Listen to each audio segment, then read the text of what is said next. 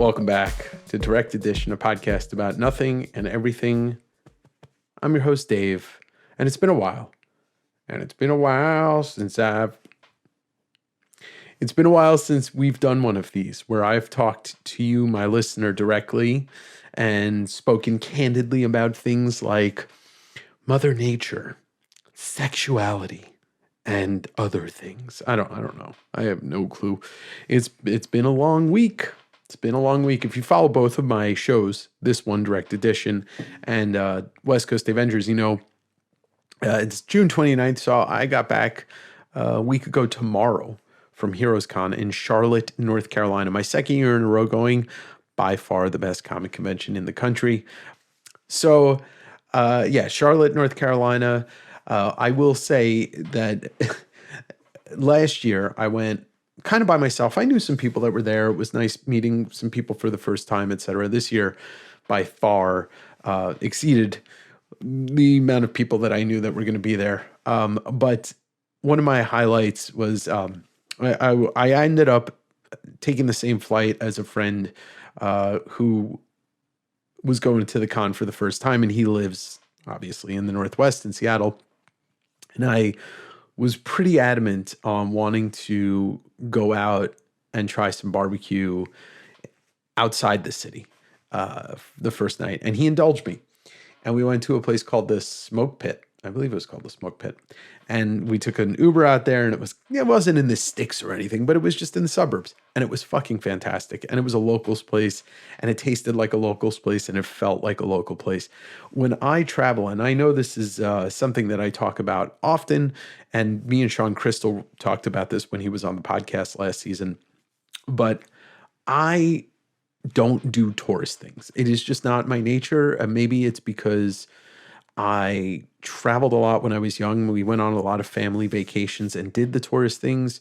Most of the tourist things that we did when I was younger, at least to my recollection, were national parks and stuff like that. But growing up on the East Coast, it is like that entire kind of from north to south goes through all the tourist spots. I mean, New York City, obviously the biggest tourist city in the country. I didn't go to the Statue of Liberty. Period. I've never been to the Statue of Liberty. My dad did take me up to the trade towers when I was younger, and then I've been up the Empire State Building. But like Philly, you got the Science Museum, you got the Ben Franklin Science Museum, you got the Liberty Bell, you got the Rocky statue, the steps, all that stuff. DC is everything American history and the fucking garbage government that exists there. Then there's Boston, then there's Baltimore, and all of these places, and all the way down to Florida, where I spent a lot of time when I was a kid going to visit my grandma. So that's tourist central too in Florida. Anywho, I think very quickly I rebelled against wanting to do all of the things that everybody does in that regard. And they're popular for a reason, but they're always jam-packed. They're always so expensive. You never really get much out of it. One thing that I think of kind of fondly at this point, my parents took me to London in 2000, I want to say, or 99, somewhere in that era. So 99, 2000, 2001. It wasn't the millennium. It wasn't the turn of the millennium. It might have been 99, or it might have been 98 to 99. But anyway, I was excited, but I never experienced jet lag, and I was absolutely fucking miserable for almost that whole trip. And I had a friend that lived there, and I hung out with her a bunch. So I must have been 21. I don't know. Anyway, they took me to the British Museum, and my appreciation for museums and art specifically did not come until later on. Not too much later on, but I definitely enjoyed the experience of doing this. We went to the British Museum, and I think I had a Discman, and I put in, I want to say it was it was Mechanical Animals and Antichrist Superstar, the two Marilyn Manson albums. And I listened to them both while looking at this art that was hundreds and hundreds of years old, and it was awesome. It was awesome. I never knew that I needed to soundtrack an art museum like that, and now when I go to museums, if I do go alone, I'm actually happy to listen to music because you get to experience what you're seeing visually with your own soundtrack instead of listening to the people around you. But anyway, getting back to the tourism thing. So when I started to travel for work in the early mid 2000s, I would try to use the internet the best I could to figure out places to go to eat that were recommended by, not like Yelp and stuff like that. You find Eater or in its early days, or Reddit in its early days, and Reddit's still great for that, or whatever you use to try and find places to go a little bit off the beaten path. But I think what really kicked that off, and one of the reasons why I love showing people my version of going out to eat in another city. Like, everybody goes this way and I go that way. And yes, I am showing you the gun show. And so I think it really started with coffee, though. When I stopped drinking and I got sober in 2014, I started drinking coffee. I started really falling in love with craft coffee and small batch roasteries and the indie stuff, the stuff that I was into in the movies, the stuff that I was into in the music, the stuff that, as much as I like mainstream movies, mainstream music or whatever, I'm always happy to seek out something that I maybe not everybody knows, and see if you can introduce somebody to it. So when I started traveling so much and I was drinking coffee instead of booze, I really started to seek out food that, yeah, was local favorite. And so our North Carolina experience at the Smoke Pit was fantastic. And what was really funny, the Uber driver that took us there, we were talking to her and she's like, why, she's like, oh, have you ever been to this place before? And I'm like, no, I just heard it was really good. I did some research on the local Reddit subreddits in Charlotte and found out this is like one of the places that people absolutely love. She's like, oh, I never heard of it before, but I don't live too far from here. She's like, oh, maybe I can get here or get a ride here, or, pick somebody or take somebody up here and then take my break or take a break, whatever. And so we ate. It was like a 45-minute meal. We took our time. We were in no rush. And I called the Uber to get us back to the hotel. And sure enough, it was Atisha, the woman who took us there. And we were just laughing about it the whole way. But we told her how good the food was. And she's like, I definitely have to try it. I love also just exploring, whether it's a city, a state, a country, via coffee shops and restaurants. It truly is the best way to start getting into conversations with people that, if you're not a drinker. When I used to drink, I would go to bars by myself if I was in another city, and it wasn't like to get hammered and whatever. It was just like that's the way to like meet somebody or have a good conversation. And one of my favorite experiences of literally, as a human being on this planet since I've been alive, this is one of my favorite experiences that I've ever had.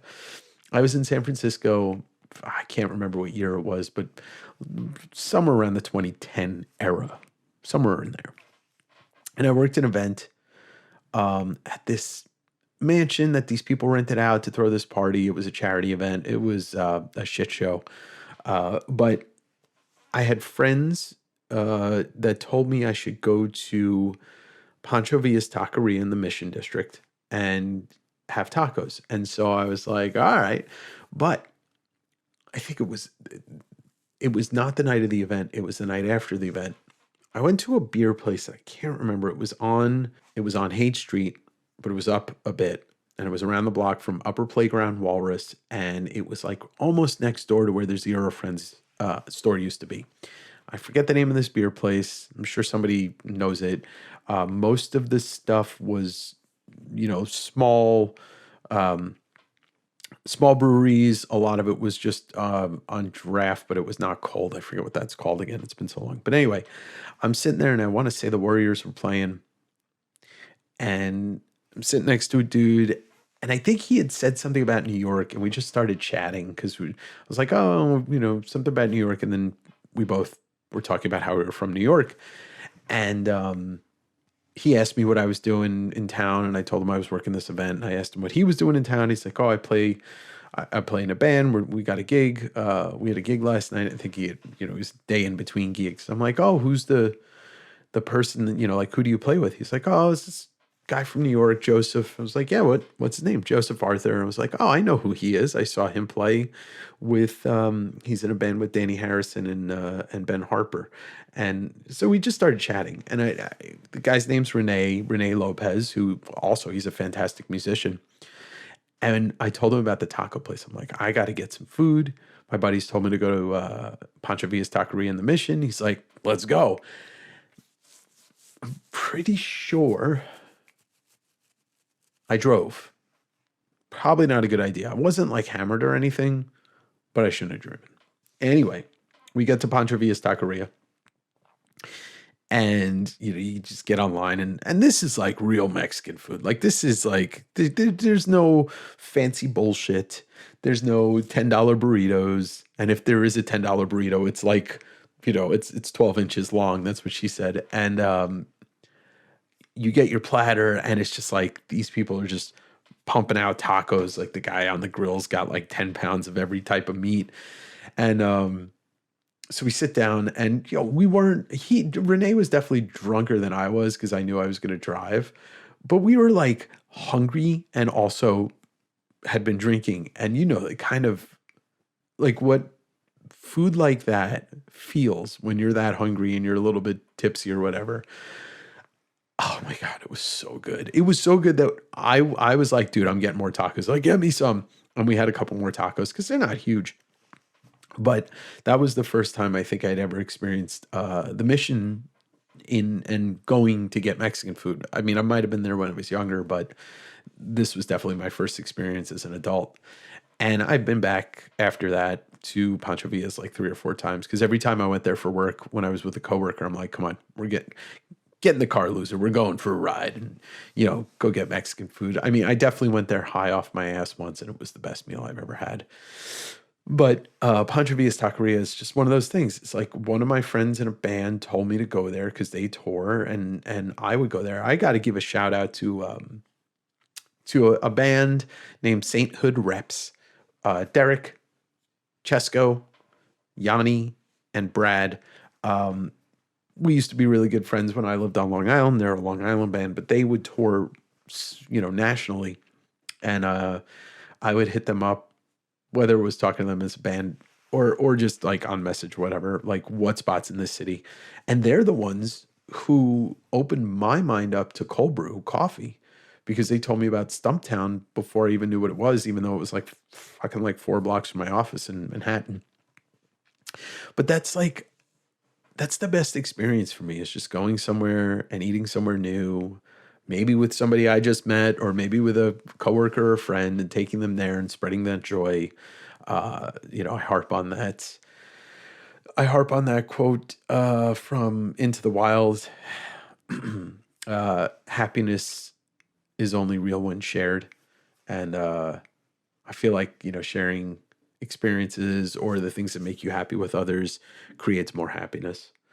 But yeah, so the North Carolina trip, that was that first night. I mean, I haven't eaten that much meat in one sitting in a long time. And let's just say I was not feeling too hot the next day, but it was worth it. It was worth it. Found good coffee in Charlotte, at least downtown. It's interesting. Like a lot of cities in this country, if not most cities in this country, the downtowns just aren't the best, or they just aren't what they used to be, or they never were good. I mean, New York is really the exception to the rule because New York is just everything's everywhere. Chicago, kind of the same, like everything's everywhere. You can make a case for San Francisco, but nobody really wants to hang out in downtown San Francisco. Come on. London is like that, though. Oh, bloody hell. Anyway, and the weekend was good, despite some bad news. And I'm not even going to go into that. If you follow me on any of my other stuff on West Coast Davengers, I don't need to repeat myself. So yeah, we're this is the first episode of the fourth season. I know I'm like 20 minutes into this episode already, but this is the first episode of the fourth season that I'm talking directly to my audience. I think I'm starting to understand that I have to really, really spend hours in a day messaging, emailing, and trying to get interviews. But I'm really happy with having Alice Darrow on my first episode this season. I know that a lot of people don't know who she is, but I think that's kind of like the idea of part of this podcast is to introduce an audience of people to somebody that they don't know. I mean, I, I think that's been my path to discovering so many things that I love in the last, 25 years is just like sitting down and trying something new. Whether it's like a TV show that introduces me to a new actor or new writer, or a comic book that introduces me to a new creator, a song that introduces me to a new band, so on and so forth. I think trying new things is something that you have to, in a way, force yourself to do at a certain point in your life. And once you get past that kind of hump of, like, I'm used to this, but I'm going to try this, I think it really opens your world up in general. I think about certain things in my life that have opened my world up to just trying new things. One pivotal thing, it seems trivial. It seems really trivial. But one pivotal thing, when I took my job in 2008, working for the auction company, and I started to work events, one of the first events I had ever worked was a Jewish event on Long Island, and it was kosher. And so the food options are obviously a little bit different than you would find at normal events. You're not going to find anything with bacon, and you're not going to find dairy and meat mixed together in anything like cheeseburgers or whatever. But sushi is very, very much a prevalent thing at kosher events because sushi, fish, is kosher. And so I had never really eaten sushi. And I maybe had tried it once or twice, and I didn't get over that hump. And that night I had a bunch of different sushi. Mostly it was just like tuna, salmon, just a sushi roll, not a roll, but piece of sushi. And it did something. It did something that I still to this day like still think about that night, because here we are almost 20 years later. And like, what did I do last year? I went to Japan and I ate sushi probably 20 times while I was in Japan, you know? And my palate just increased that night that I tried sushi, and I was like, wow, this is really good. Now I have my preferences in what I like and what I don't like. I prefer fish versus like things like crab or, eel and stuff like that. I just like things that are more meat, uh, like just I could gobble a fucking salmon, you know? Uh, and, from there, like my mind opened up a little bit more to just other foods. And, it's interesting. I think about music and how I was, my buddy Scott's gonna laugh at this, but how I was very shut off to a lot of things that I didn't want to like, or I said to him, the famous quote that he always says to me is, I said to him, I don't have any room for more, like for new music or some shit like that. Like just the most asinine thing that I said when I was 20. And I got to stop beating myself up over the way I acted when I was 18, 19, 20, 21, 22. Like I beat myself up a lot for some of the things that I closed my mind off to. But anyway, Radiohead was a band that in high school I really loved. I mean, I loved Creep when it came out, right? Everybody loved that song. If you didn't, you're lying. Then the Bends came out, High and Dry, and they had like 5 singles off that album. But then OK Computer came out, and I loved the first two singles, which would have been Karma Police and Paranoid Android. But when I listen to the album, I know it's Fitter Happier, which is that song that's, it's a computer, and something about that song like shut me off from them. It just like completely, I never could get into that whole album. And for years, I just was so resistant to them. Kid A, Amnesiac, like I missed a pivotal point of their music when it was new. I knew some of it. I heard it obviously because it was everywhere, permeated through not just the radio and MTV, but it was like every store, every record store was like, whatever. And it wasn't until In Rainbows came out, and there was a girl. Of course, there's always a girl. But she was like, "Oh, do you like Radiohead?" I'm like, I stopped listening to them. And she's like, eh. And In Rainbows brought me back into them. And, obviously, that was 2000. I think that was 2004. Maybe it was 2008, 6, 7. Fuck, I can't remember. I was drunk for most of those years. And, here I am. It's 2025, and they're still, I love that band. Absolutely. I think they're one of the greatest bands of all time. I've seen them act, 4 or 5 times. And I think OK Computer is one of the greatest albums of all time. But there was a point in my life where I was just closed off to it. And I can't go back in time. I did other things and I liked other things. But there's just, I just feel like when I hit my 30s, really like when I hit my 30s, I really stopped actively shutting my mind off to things that I didn't know or didn't like. I would try things, and I think we're all better off if we act that way. If we act a little bit more like the time on this earth that we have, that our life is not infinite. It is finite. And I harp on this a lot in the podcast, and I harp on this a lot in my in life, is that I just don't really have the time of my life to sit and be negative anymore and dislike things just to dislike things. Like, even the things that I dislike, I can still figure out a way to enjoy or laugh at.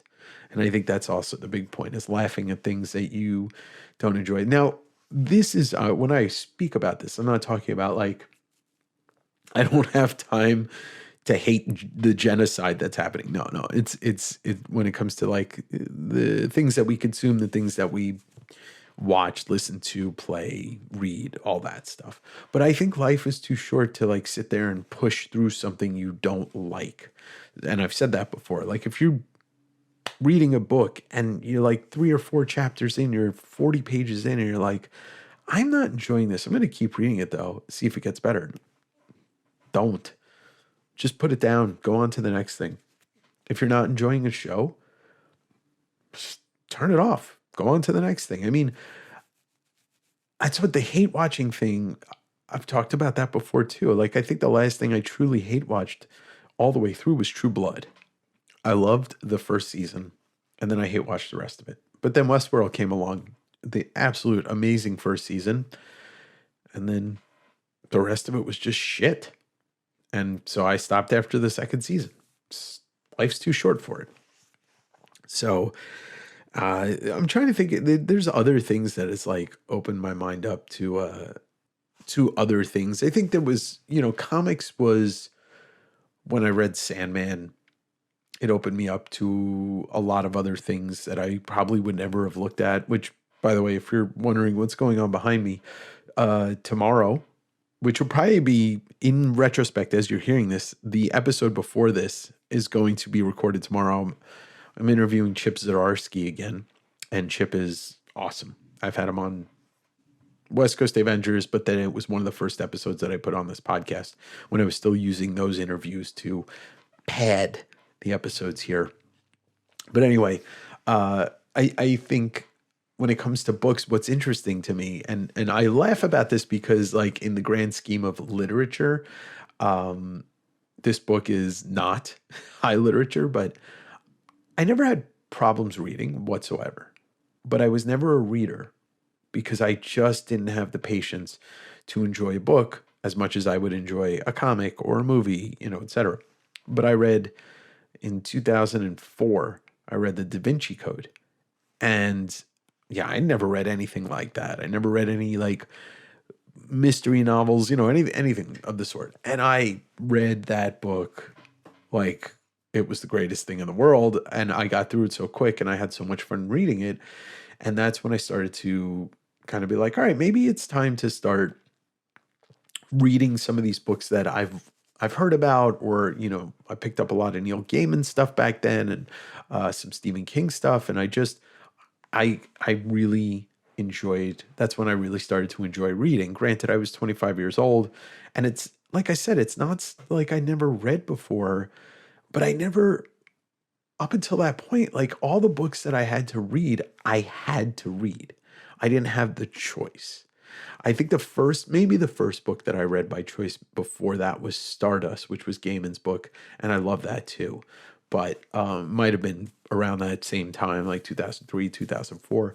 But like everything I was forced to read in high school, it was like, yeah, I'm being forced to read it. I didn't read Catcher in the Rye until I was, I want to say maybe 29, 30 years old, but I loved it. Although, I understand why people want to beat the shit out of Holden Caulfield. But then I started exploring stuff like the Beatniks. I started exploring, On the Road, Kerouac, and never really took to, what's that drunken guy's name? Bukowski. Never took to Bukowski because as soon as I started reading, I'm like, this dude's an asshole. I got to give a shout out though to my old roommate Charis, because she was the one who was trying to get me to read Bukowski. There's something about like certain bands, certain writers that are like these asshole men that women love, and he's one of them, Bukowski. And this is my experience. I'm not blanket statement saying that about women, but in my experience, a lot of the women I know love Bukowski. They also listen to Glassjaw and love Glassjaw. So I don't fucking know. Not that I have anything against Glassjaw. They are the Long Island, legends of my youth, into my teens, into my 20s. Speaking of Long Island bands, that was something that happened it was about a month ago now. Brand new. Came back and I went to their first two shows of their first tour in 7 years with my friend Ashley and her friend Jordan. And fuck, it was just immaculate. We were on the barricade for both shows and it just sounded amazing and made me really miss going to see them live, because I used to go see them live all the time. I probably seen them like 15 times. I don't know, something like that. Anyway, that's neither here nor there. But that was like certain bands like them. Actually, I could talk about them a little bit. They were a band that I knew about when I was younger. And I had a lot of friends that would go see them at these small shows. And then one day, probably around 2005. No, it can't be 2005. It's got to be before that. All right, let's just say it's 2002, because that would make more sense. One of my friends asked me about them, and I said, I never really listened to them. So he burned me a copy of Deja Entendu, their second album, and I listened to it. And this is kind of similar to other bands where like I was like, this is all right. Third song hits, Tommy Gunn, and I'm like, oh, what the fuck is this? This is good. And then he gave me a ticket to go see them. We went to go see them, and that was that. I was taken ever since. The same thing happened with one of my favorite bands, Frightened Rabbit. God, that was probably 2009. My friend Bob had told me about this band, and like Bob's one of those people that like he would always find the indie band that you never heard of, and he would talk about them nonstop, and he would listen to them, and my music taste and his music taste definitely crossed over a lot. So typically when he was talking about a band and then he showed them to me, I was like, yeah, this is a great band. He made me a copy of this band, Frightened Rabbit, their second album, Midnight Organ Fight, and I put it on in my office one day while I was working. And I was like, this is interesting. I don't know if I like his voice. And then a certain song hits, Keep Yourself Warm, It's like the 9th song on the album or whatever. I don't know. And like I stopped what I was doing to listen to this song. The lyrics of this song were like, I've never heard anything like this before. Where Scott says, like he sings the line, "It takes more than fucking someone to keep yourself warm." And I'm just like, what? Literally, I was like, I stopped. And so it was like 2 weeks later or something like that. Bob's like, yeah, I was supposed to go see Frank Rabbit with this girl that I was like kind of seeing, and she, whatever it was, the situation. So he asked if I wanted to go see the band play a show at Maxwell's in Hoboken, in Jersey, across the river. And I had never been there, heard so much about Maxwell's. And I was like, yeah, let's go. So he met me in my office, and we took the train to Jersey and went to the show. And that's where my friendship with Scott begins, because he said something about Billy Joel, and everybody in the crowd was like, boo, because like, you say Billy Joel in Jersey, people boo because they're Bruce Springsteen people. It's just a funny thing. People don't actually dislike Billy Joel in New Jersey. And I was like, yeah, Long Island Billy Joel. And he's like, he points right at me in this crowd of people. He said, "This song's for you, Billy Joel." And yeah, that night after we just hung around, and I started talking to him, and I was like, "Can I buy you a drink?" And he's like, "Yeah, whiskey." And we started drinking, and that's, like I said, if you ever want to become friends with a Scottish person, just have a drink with them. It's literally all you have to do. And we were friends until the end of his life. And I tell Bob all the time. I tell Bob, like, thank you. Thank you for bringing this band into my life, which I ended up becoming, friends and going on tour with them and all this shit. Just like, if it wasn't for Bob suggesting me listening to that band and that girl kind of standing him up, hey, I might not have ever gone to Scotland. So that's why you should try new things, because you truly, and I mean this from the bottom of my fucking heart, you truly never know where that thing is going to bring you. And I will fast forward to like this correlation, this little chain of events of me watching Cartoonist Kayfabe and me starting talking to Ed. He introduces the Cartoonist Kayfabe crowd, into Sean, Japan Book Hunter. I invite Sean on my show. And then a year and a half later, or whatever it was, a year later, I was in Japan hanging out with him. And, I was never a manga person. I never even thought that I would be interested in going to Japan too much. I talked about it a couple times, but not in a, I'm going to pull the trigger and go. And fuck, if I didn't watch Cartoonist Kayfabe, if I didn't decide that I was going to invite Sean on my show to like learn more, that's why I invited him on, was literally to learn more about manga, because I was so fascinated by like what he does and like the things that he's into, because it's not like all the mainstream stuff completely. And my inquisitive nature had led me to Japan, and I'm 5 months away from going back.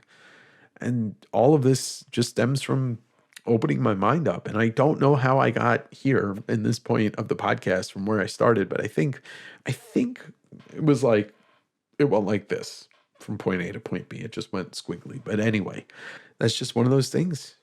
I try something new and it brings me somewhere. It's because of the fact that I want to explore it as it is. So yeah.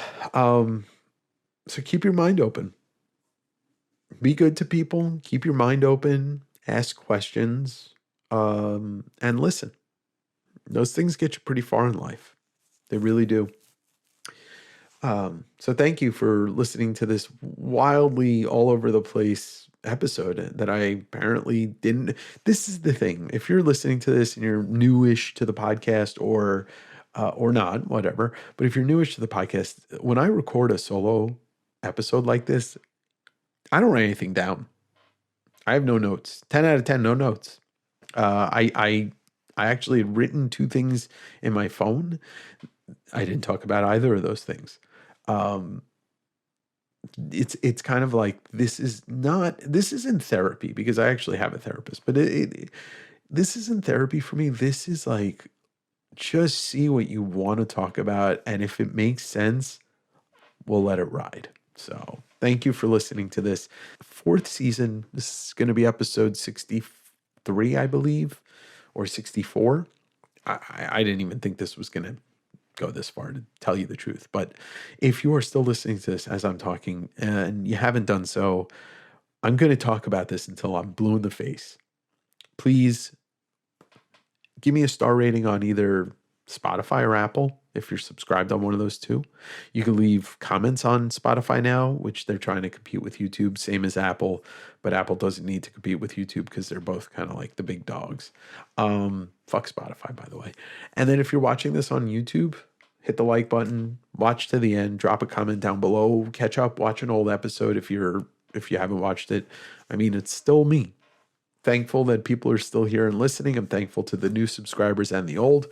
Thankful to my guests so far this season, Alice Darrow, Chip Zdarsky, and Stan Sakai. And yeah, that's going to be it. So keep your head up, and I'll see you next week on Direct Edition. I don't know what to do with my fingers.